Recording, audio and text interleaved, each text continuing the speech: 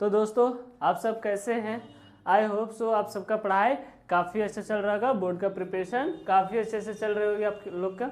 ठीक है, तो अभी तक हमारा वीडियो जो आया है यूट्यूब पे वो 3 वीडियो आया है जो चैप्टर नंबर 1 से था, इंट्रोडक्शन ऑफ पार्टनरशिप से, जिसमें हम लोग पहला वीडियो थ्योरी से रिलेटेड था, उसके बाद 2 वीडियो जो था वो न्यूमेरिकल बेसिस पे था, एक 6 मार्क्स का था और एक 4 मार्क्स का था। आज चलिए हम लोग दूसरे चैप्टर पे मूव करते हैं, जो चैप्टर का नाम है गुडविल, वैल्यूएशन ऑफ गुडविल। क्या आप सब जानते हैं कि गुडविल होता क्या है? तो गुडविल क्या है? एक तो इनटेंजिबल एसेट्स बोलेंगे इसको, ऐसा संपत्ति जिसको हम लोग देख नहीं सकते हैं, ना ही छू सकते हैं, इसीलिए इसका नाम क्या पड़ा है? Goodwill is a intangible assets. क्या लिखा हुआ है जरा देखते हैं हम लोग। Goodwill is an intangible assets linked to an established business built over time as a maintaining good customer suppliers। आप सब जानते होंगे कॉमन लैंग्वेज में कि गुडविल किसको बोलते हैं। हम लोग आम भाषा में बोलते हैं ना रेपुटेशन। ठीक है, तो कस्टमर्स गुड्स कस्टमर को क्रिएट करके अपने पास ही रखना, ये भी कहीं ना कहीं गुडविल है। तो किसी भी कंपनी या किसी ऑर्गेनाइजेशन का वेल्थ जो होता है वो एक्सेस क्यों दिखाया जाता है? क्योंकि उसमें किस गुडविल का इन्वॉल्वमेंट होता है, इसके कारण। चलिए देखिए क्या बोलना चाह रहा है ये। लिंक, ये एसेट्स है जो लिंक कर रहा है आपका बिजनेस को इस्टेब्लिश करने में, ग्रो करने में, बिल्ड करने में। ठीक है, और मेंटेन करता है ये क्या? Good customer supplier. Good customer supplier relation भी क्रिएट अच्छा तरीके से करता है कस्टमर से। और इफेक्टिव ब्रांडिंग, इफेक्टिव ब्रांडिंग मतलब कंपनी का ब्रांडिंग जो है वो भी कहीं ना कहीं। और expected to make the profit year after, इसके कारण जो हमारा एक्सपेक्टेशन होता है, मतलब फर्म का जो एक्सपेक्टेशन होता है प्रॉफिट, वो कहीं ना कहीं बढ़ते जाता है हर एक साल कुछ ना कुछ, क्योंकि गुडविल हर एक साल कहीं ना कहीं कुछ ना कुछ चेंजिंग होता है गुडविल में। तो गुडविल यही होता है। अब जानते हैं कि यहाँ पे एक चीज लिखे है हम लोग कि ₹5 lakh extra it for what reason. अगर किसी कंपनी का वैल्यूएशन कर रहे हैं और उसका 5 लाख एक्सेस बोला जा रहा है, तो क्यों बोला जा रहा है? तो ये जानते हैं हम लोग सबसे पहले कि उस कंपनी का ब्रांड नेम होगा, तो उसका भी कुछ ना कुछ वैल्यू होगा, जो हम लोग इंटेंजिबल एसेट्स कहते हैं। कस्टमर साइज मतलब रेगुलर बेसिस का कस्टमर्स उस कंपनी उस ऑर्गेनाइजेशन के पास होंगे, सप्लायर्स होंगे। और इट वर्कफोर्स मतलब कुछ ना कुछ हम लोग क्या बोलते हैं, स्टेबिलिटी ऑफ अर्निंग या फिर सिक्योर अर्निंग। तो एक कस्टमर जो होते हैं रेगुलर बेसिस पे, वो कहीं ना कहीं हम लोग उनका कहीं ना कहीं भरोसा जीत लेते हैं, फर्म भरोसा जीत लेती है, इसके कारण वो बार बार कहीं ना कहीं उसी और फर्म से उसी जगह से सामान खरीदते हैं, इसलिए गुडविल इसको बोलते हैं। चलिए देखते हैं टाइप्स ऑफ गुडविल कितने तरीके का होता है।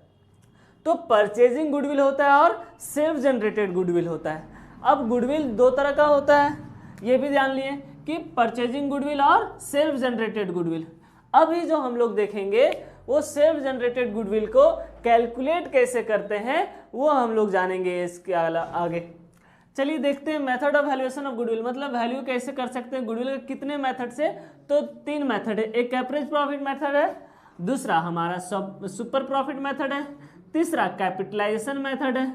अब इसके अंदर भी मेथड है, जिससे एवरेज प्रॉफिट मेथड में भी 2 मेथड है। कितने मेथड है? 2 मेथड है, एक सिंपल एवरेज प्रॉफिट मेथड और दूसरा वेटेड एवरेज प्रॉफिट मेथड। तो सबसे पहले जानते हैं कि सिंपल एवरेज प्रॉफिट मेथड कैसे कैलकुलेट करते हैं। आप सभी को इस चैप्टर से रिलेटेड क्वेश्चन आएगा तो क्या आएगा? एक तो इसके आगे जो हम लोग रिकॉन्स्टिट्यूशंस ऑफ फर्म पढ़ते हैं, जैसे change in profit sharing ratio, admissions, relation, retirement, death, इन सब में क्या होता है कि गुडविल का भी वैल्यूएशन किया जाता है। क्यों? क्योंकि वहाँ पे PSR मतलब प्रॉफिट शेयरिंग रेशियो चेंज होता है, इसके कारण हमारा वहाँ पे गुडविल का भी वैल्यूएशन किया जाता है और एडजस्ट किया जाता है गुडविल को अकॉर्डिंग टू सैक्रिफाइसिंग रेशियो और गेनिंग रेशियो पे।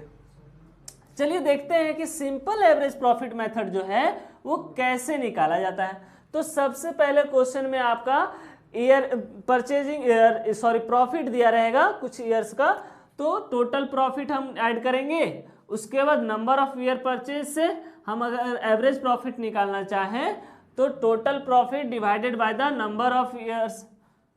ठीक है, तो नंबर ऑफ ईयर से हम लोग क्या करेंगे, डिवाइड करेंगे तो हमारा क्या निकल जाएगा, एवरेज प्रॉफिट। एवरेज प्रॉफिट तो आसान है, हम लोग एवरेज निकालना बचपन से सीखते आ रहे हैं।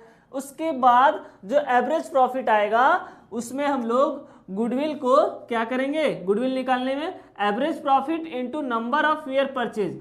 और एक चीज, नंबर ऑफ ईयर परचेज जो होता है वो आपका क्वेश्चन में हमेशा दिया रहेगा। चलिए आगे बढ़ते हैं। लेकिन इसमें सबसे पहला एडजस्टमेंट एक आता है कि बिजनेस में दो तरह का प्रॉफिट होता है, एक नॉर्मल प्रॉफिट होता है, दूसरा एबनॉर्मल प्रॉफिट होता है। और इसी तरह से लॉस में भी दो तरह का लॉस होता है, एक नॉर्मल लॉस होता है और दूसरा एबनॉर्मल लॉस। तो अनसर्टेन लॉस, या फिर ये बोल लेते हैं कि इसमें लिखा हुआ है, देखिए यहाँ पे, before calculating average profit method, आप एवरेज प्रॉफिट मेथड निकालने से पहले दो चीज ध्यान में रखिएगा कि वो प्रॉफिट जो है वो नॉर्मल प्रॉफिट है या एबनॉर्मल प्रॉफिट है। तो अगर एबनॉर्मल, एनी एबनॉर्मल प्रॉफिट रहेगा तो उसको क्या करेंगे, डिडक्ट करेंगे, मतलब सब्ट्रैक्ट करेंगे उस प्रॉफिट से, तब हमारा क्या निकलेगा, नेट प्रॉफिट उस साल का। ठीक है। इसी तरह से अगर किसी तरह से एबनॉर्मल लॉस होता है तो एबनॉर्मल लॉस के केस में हम उस लॉस को क्या करते हैं, प्रॉफिट में ऐड करते हैं, तब हमारा क्या निकलता है, उस करंट ईयर का नेट प्रॉफिट। ठीक है, समझ आ रहा है आप सभी को। चलिए आगे बढ़ते हैं हम लोग। इसके बाद देखते हैं वेटेड एवरेज प्रॉफिट मेथड से भी, अगर आपको सिंपल एवरेज प्रॉफिट मेथड से अगर 3 नंबर का क्वेश्चन देते हैं तो वहां पे एडजस्टमेंट से भी रिलेटेड होगा। तो आप हेडिंग क्या बनाइएगा, कॉलम आपका क्या बनेगा, ईयर इंडेड, मतलब आप सीक्वेंस में ईयर लिखिएगा 2021, 22 इस तरह से, और प्रॉफिट रहेगा तो प्रॉफिट। अब जो हम बता रहे थे कि एबनॉर्मल प्रॉफिट या एबनॉर्मल लॉस होगा तो आप वहां पे एडजस्ट कीजिएगा। अगर यहाँ पे 5 लाख दिया है, सपोज 5 लाख दिया है और एबनॉर्मल प्रॉफिट होगा अगर 20,000, तो 20,000 को क्या कीजिएगा, माइनस कीजिएगा, तब हमारा नॉर्मल प्रॉफिट 4,80,000 आएगा। लेकिन इसी केस में अगर किसी तरह से एबनॉर्मल लॉस होता है तो 20,000 अगर एबनॉर्मल लॉस है तो नॉर्मल प्रॉफिट ऐड करके कितना हो जाएगा, 5,20,000। ये बहुत इंपॉर्टेंट चीज है, ये बहुत ध्यान में आप लोग को सॉरी, ये बहुत ध्यान में रखना होगा आप लोग को, ताकि आप गलती ना करें। ठीक है। इसके अलावे देखते हैं हम लोग वेटेड एवरेज प्रॉफिट मेथड। अब वेटेड एवरेज प्रॉफिट मेथड में क्या करते हैं, total of profit product divided total of weight से डिवाइड करेंगे तो हमारा वेटेड एवरेज प्रॉफिट मेथड निकल जाएगा, एवरेज प्रॉफिट निकल जाएगा वेटेड। और गुडविल कैसे निकालते हैं, यहाँ पे वेटेड एवरेज प्रॉफिट जो निकलेगा और इनटू कर देंगे नंबर ऑफ ईयर परचेज से। ठीक है। तो ये नंबर ऑफ ईयर परचेज तो हम ऑलरेडी भी बता चुके हैं कि ये आपका क्वेश्चन में हमेशा दिया रहेगा। इसमें भी क्या कर सकते हैं कि आपका जो हेडिंग होगा वो पूरे साल का ईयर एंडेड लिखेंगे, प्रॉफिट लिखेंगे, वेट लिखेंगे, प्रोडक्ट लिखेंगे। ठीक है। इसमें भी अगर प्रॉफिट में किसी तरह से ये जो हम कॉन्सेप्ट बताएं कि एवरेज प्रॉफिट निकालते वक्त हम लोग को ध्यान में रखना है एवरेज नॉर्मल प्रॉफिट और abnormal profit, abnormal loss, normal loss. तो नॉर्मल लॉस तो ठीक है, लेकिन एबनॉर्मल प्रॉफिट होगा तो क्या करेंगे, माइनस करेंगे यहाँ पे, और एबनॉर्मल लॉस होगा तो प्लस करेंगे। ठीक है। तो इससे हमारा जो वेटेड होता है वो आप सीक्वेंस जो रहेगा वो 1, 2, 3 लेंगे। क्यों? क्योंकि आपका जो प्रॉफिट पिछले साल का होगा आप उसको ज़्यादा इंपॉर्टेंस दीजिएगा एज कंपेरिजन प्रीवियस ईयर को। क्यों?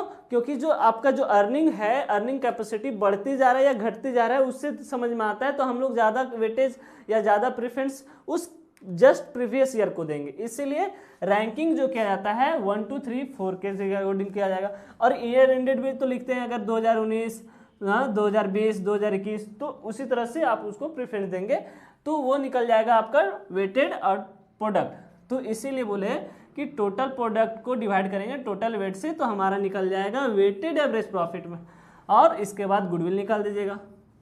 सिंपल, ये तो काफ़ी सिंपल था। चलिए अब हम लोग दूसरे मेथड में आते हैं जो जिसका नाम है क्या है नाम, सुपर प्रॉफिट मेथड। क्या नाम है, सुपर प्रॉफिट मेथड। ये काफ़ी आसान है, कहीं ना कहीं बस स्टेप बाय स्टेप फार्मूला पे पुट करते जाइए और आंसर निकल जाएगा। बस यहाँ पे भी एक एडजस्टमेंट का काम आता है। कैपिटल एम्प्लॉयड अगर निकालने का हो तो दो अप्रोच से निकलता है, एक एसेट्स अप्रोच से निकलता है और दूसरा लायबिलिटी अप्रोच से निकलता है। चलिए बढ़ते हैं, सुपर प्रॉफिट मेथड कैसे निकालते हैं। तो सबसे पहले आपको सुपर प्रॉफिट निकालना होगा, क्योंकि सुपर प्रॉफिट मेथड से निकालना है। तो सुपर प्रॉफिट कैसे निकलता है, एक्चुअल बोलिए या फिर एवरेज प्रॉफिट को माइनस करेंगे नॉर्मल प्रॉफिट से। तो एवरेज प्रॉफिट तो निकालना समझ में आ रहा है, आपको आता है। और नॉर्मल प्रॉफिट अगर नहीं दिया रहेगा क्वेश्चन में तो आप कैसे निकालिएगा, नॉर्मल प्रॉफिट के लिए कैपिटल इन्वेस्टेड या फिर इसको हम क्या नाम दे सकते हैं, capital employed into normal rate of return divided 100। और ये आपका रेट ऑफ रिटर्न जो है क्वेश्चन में हमेशा दिया रहेगा, ठीक है। इसके आगे हम लोग क्या बढ़ते हैं, अगर आपको क्वेश्चन में कैपिटल इन्वेस्टेड और कैपिटल एम्प्लॉयड नहीं दिया है तो दो अप्रोच से इसको फाइंड आउट करते हैं। तो पहला अप्रोच है एसेट्स और दूसरा लायबिलिटी। तो अगर एसेट्स की तरफ से जाते हैं, कैपिटल एम्प्लॉयड निकालना हो तो एसेट्स अप्रोच से निकालना हो तो assets, total assets minus outsider liability, जैसे क्रेडिटर्स हो गए, हाँ बैंक्स लोन हो गए, ये सब माइनस करेंगे तो हमारा कैपिटल एम्प्लॉयड निकल जाएगा, ठीक है। और दूसरा लायबिलिटी अप्रोच होगा, ये आपका एसेट्स अप्रोच है और ये आपका लायबिलिटी अप्रोच है। तो कैपिटल प्लस रिजर्व ऐड करके माइनस कर दीजिएगा ऑल एसेट्स, ठीक है, जिसमें आपका इंक्लूड नहीं रहेगा, not included in fictitious assets